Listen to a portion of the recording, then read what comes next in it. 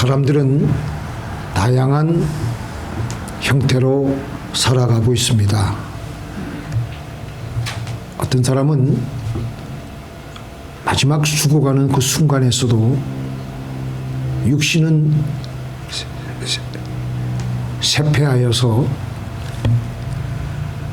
점점 호흡이 가파르지만 그의 영혼은 생생하게 살아있어서 하나님을 찬양하고 하나님을 사랑한다고 말하면서 그렇게 살아있는 순간들을 보내고 있는 분들이 있습니다. 또 어떤 분들은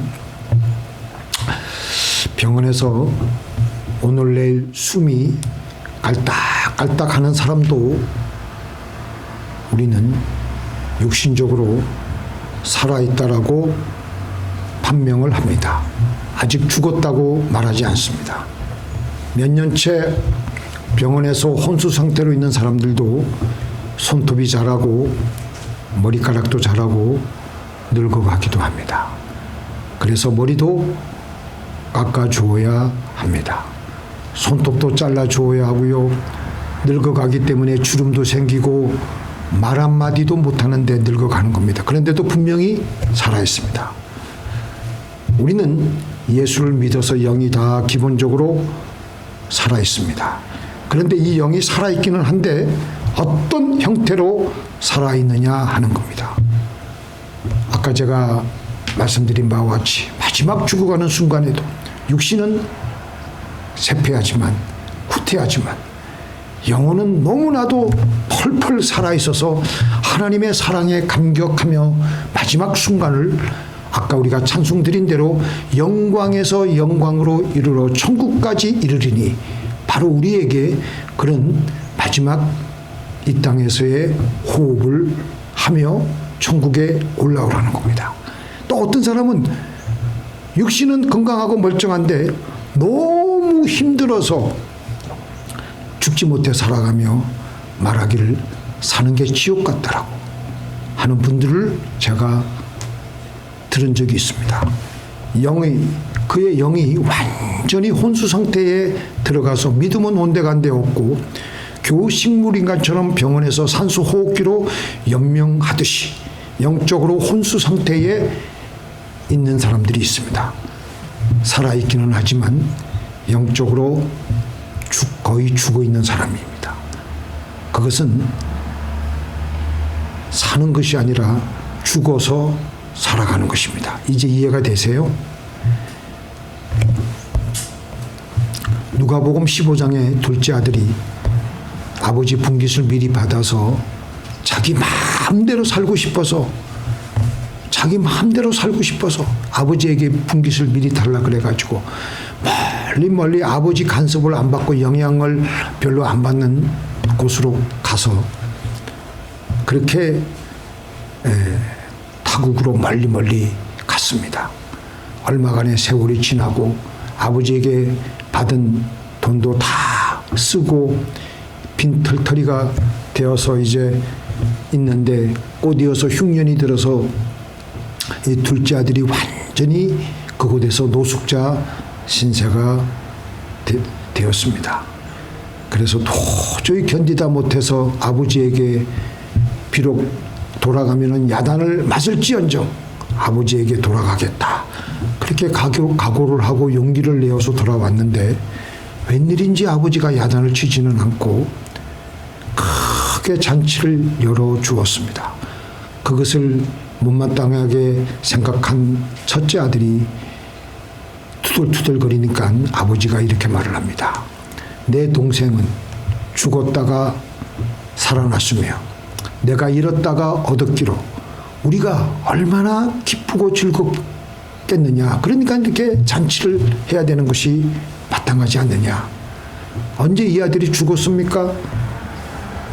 하나님의 눈으로 보실 때는 하나님의 말씀대로 살지 않고 자기 마음대로 살아가는 사람들을 가리켜서 그 사람은 하나님 앞에서 죽은 것입니다. 요한계시록에서 주님은 사대교회를 가리켜서 살아있으나 죽었다고 말씀하십니다. 사대교회의 사자에게 편지하라. 하나님의 7영과 7뼈를 가지신 이가 이르시되 내가 내 행위를 아노니 내가 살았다 하는 이름은 가졌으나 죽은 자로다. 사대라는 도시는 산 위에 위치해 있어서 난공불락입니다. 도저히 무너질 수 없는 그리고 그 안에 자급자족이 되는 그런 도시였어요.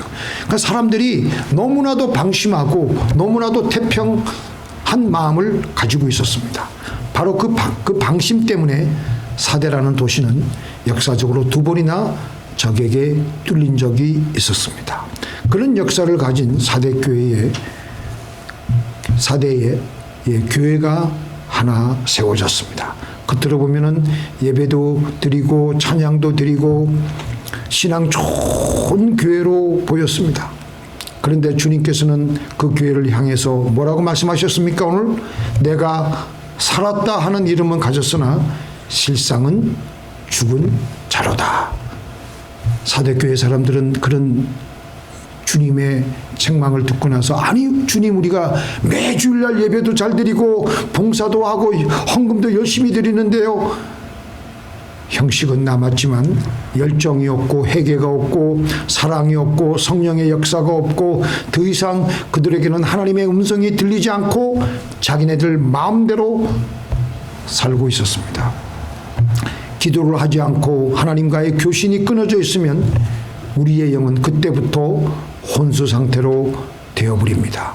믿음은 사라지고 사는 게 미쳐 날뛰어버릴 것 같은 그런 때도 있고 아니면 불이 쫙 죽든지 해서 죽어서 살아가는 겁니다.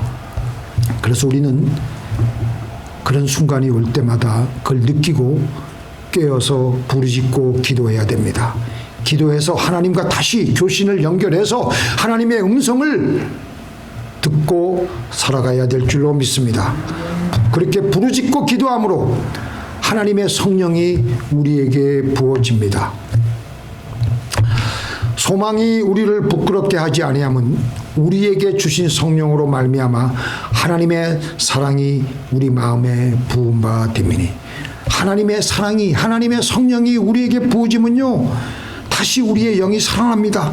삶에 활기가 있고 기쁨이 있고 모든 것을 참으며 모든 것을 믿으며 모든 것을 바라며 모든 것을 견디느니라. 우리 이 말씀은 그냥 암송하세요. 시작. 모든 것을 참으며 모든 것을 믿으며 모든 것을 바라며 모든 것을 견디느니라.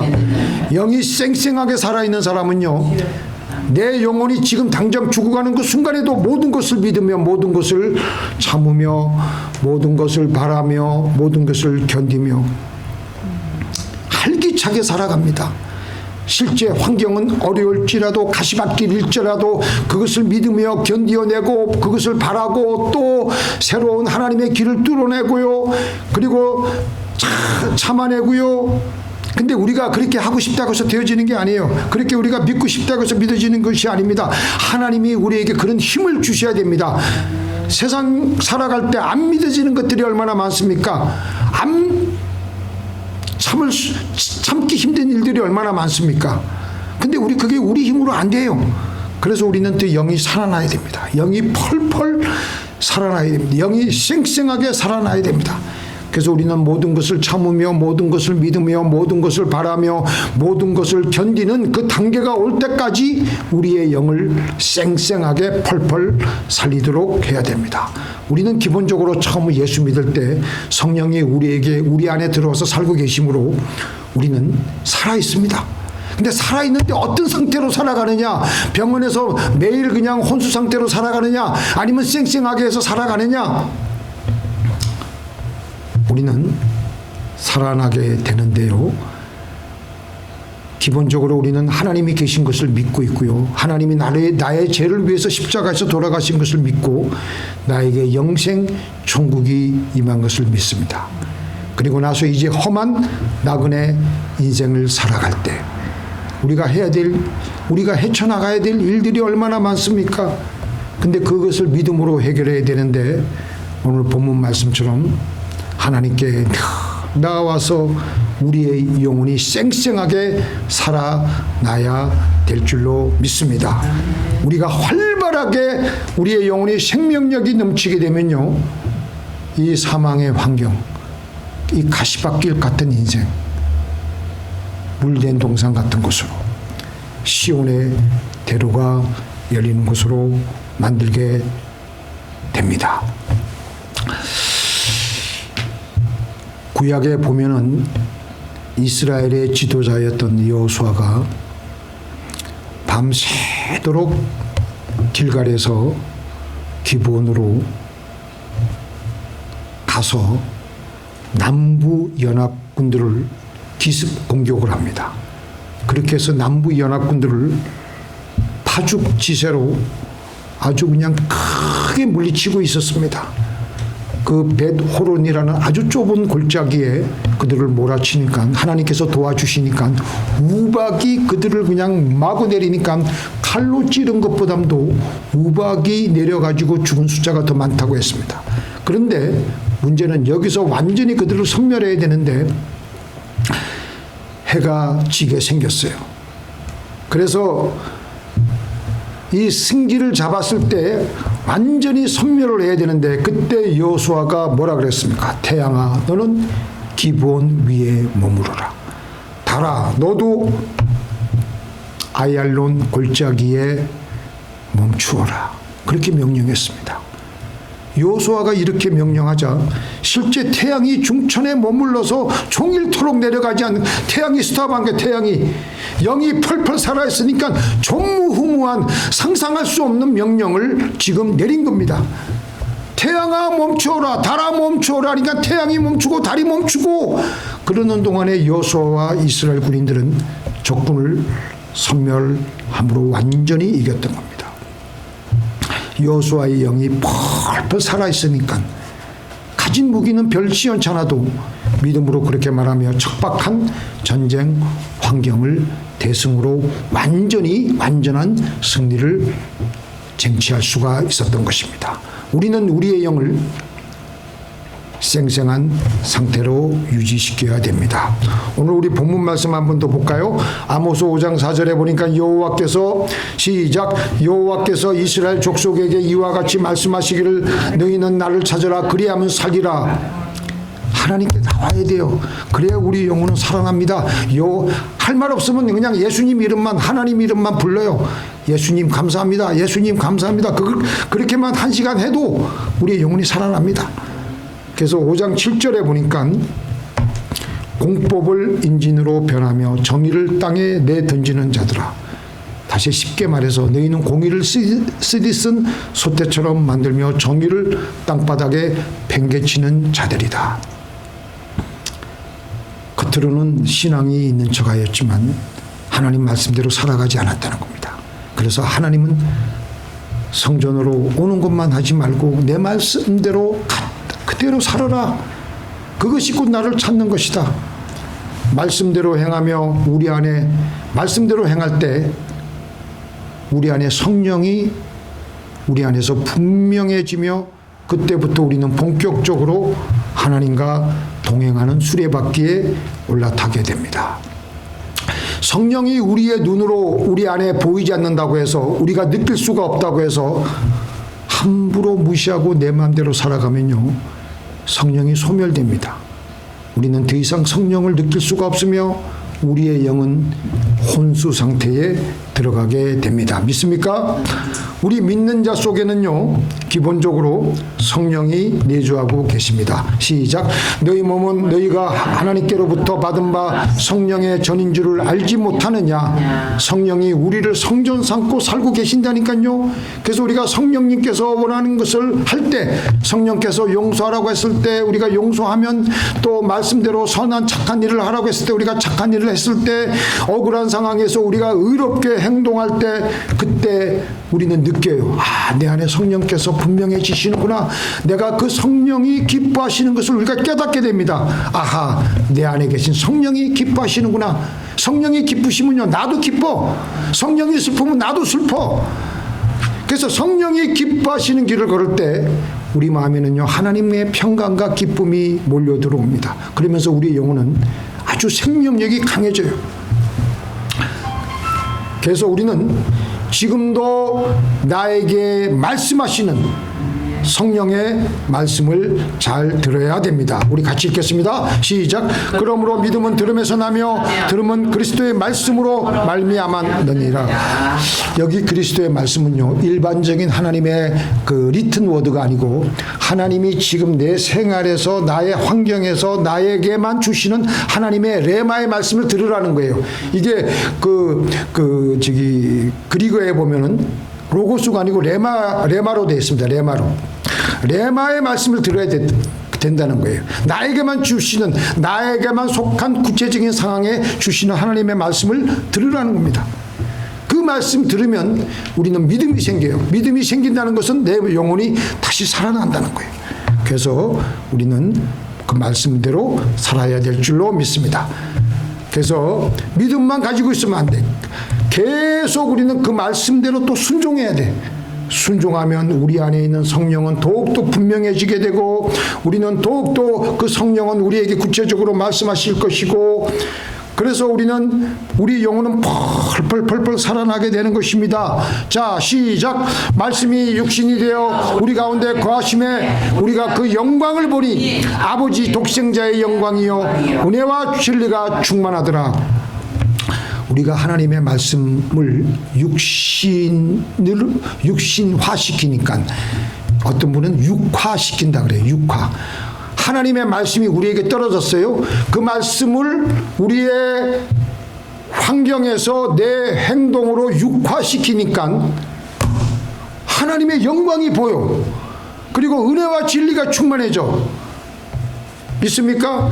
그리고 우리의 영혼은 어떻게 된다고요? 쌩쌩해지게 되고, 생명력이 더욱더 넘쳐나게 되고, 우리의 영은 더욱더 세밀하게 우리를 이끌어 가십니다. 자, 다시 한번 정리해서 말씀드리겠습니다. 우리 안에 있는 영과 내가 하는 행동이 일치하면요, 우리가 살아가는 것이 신납니다. 이해가 되세요? 모든 것이 활기가 차고 살맛이 납니다.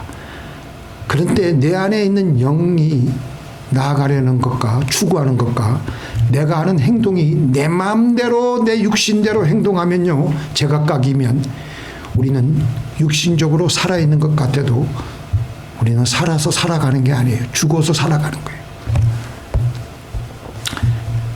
비행기는 하늘을 아무렇게나 날아가지 않습니다. 저 창공에 있는 저 비행기를 보면요, 창공에 얼마나 크고 광대합니까? 마음대로 갈 수 있는 유혹이 많잖아요. 그런데 그렇게 마음대로 가다간 큰일 납니다. 세밀하게 펼쳐진 하늘길을 따라서 날아다녀야 됩니다. 조종사가 제 마음대로, 제 충동대로 방향을 바꾸거나 갑자기 LA 공항에 내려야 되는데 여기 롱비치 공항에 내리고 싶다고 해서 그렇게 내리면요, 큰일 납니다. 하늘에는 정해진 비행기 길이 있습니다. 그 길을 벗어나면 어떤 일이 생길까요? 다른 비행기와 충돌할 수도 있고요, 위험한 난기류를 만나서 바로 추락합니다. 특별히 착륙할 때는 또 어때요? 제가 비행기 착륙할 때는 가슴이 조마조마할 때가 많습니다. 착륙할 때는 더 세밀하게 조종사는 속도와 고도와 또 각도를 그대로 내려야지, 거기서 속력이 더 빠르든지 더 고도가 더 위에 있든지 밑에 있든지 큰일 납니다. 정밀하게 계기판이 일러주는 대로 관제사의 지시대로 따라서 비행장에 착륙을 해야 제대로 착륙이 되는 겁니다. 그렇게 되지 못해가지고 일어난 사고가 얼마나 많습니까? 2014년 12월 28일 날 인도네시아 자바해 상공에서 에어아시아 비행기가 승객과 승무원 162명을 태우고 떠난 지 얼마 지나지 않아 폭풍우가 몰아치는 거예요. 조종사들은 폭풍우를 피하기 위해 항로에서 벗어나서 새로운 비행기 길을 마음대로 비행했습니다. 간제사의 승인 없이 고도를 급하게 높이면서 갑자기 비행기가 예상치 못하게 실속에 빠졌다는 말이 무슨 말인지 몰라가지고 제가 찾아보니까 갑자기 공기가 없는 그 길로 들어선 거예요. 그러니까 비행기가 그냥 여지없이 양력이 떨어지니까 그냥 그대로 통제력을 잃어가지고 차가운 바다 위로 추락해서 162명 전원이 목숨을 잃는 참담한 비극으로 끝났다고 합니다. 자, 비행기만 비행기 길이 있겠어요? 제가 한번 읽어드리겠습니다.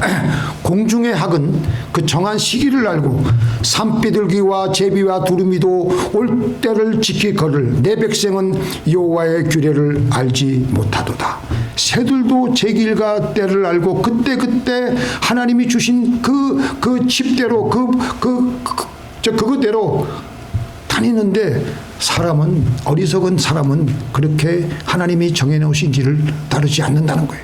욥기 12장 7절 10절에 보니까 짐승에게 물어보라 그것이 내게 가르치리라. 시작. 공중의 새에게 물어보라 그것이 또한 내게 말하리라. 땅에게 말하라 내게 가르치리라. 바다의 고기도 내게 설명하리라. 이것들 중에 어느 것이 여호와의 손이 이를 행하신 줄을 알지 못하리요. 동물은 아예 영이 없으니까 하나님이 심어놓으신 칩대로 그대로 움직이는 거예요. 근데 우리가 할 수 있는 자유의지가 있으니까 지 마음대로 움직인다니까요. 자연 속의 모든 생명, 짐승, 새, 물고기가 하나님의 정해 놓으신 질서와 길 안에서 살고 가는데 그들은 자기 길을 알고 그 길을 벗어나지 않아요.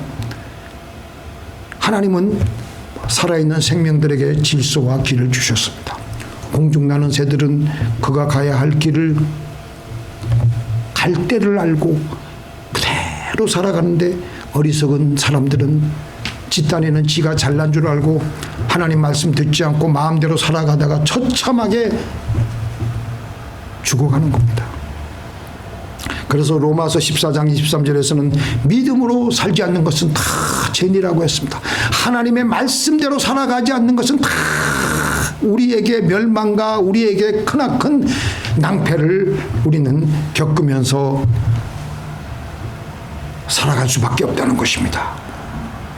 노련한 조종사가 관제탑의 음성을 믿고 듣고 믿고 공항에 안전하게 착륙하듯 우리도 하나님의 말씀을 듣고 믿음으로 나아감으로 하나님이 정해놓으신 목적지에 안전하게 도달하시는 저와 여러분이 되기를 예수님의 이름으로 축원드립니다.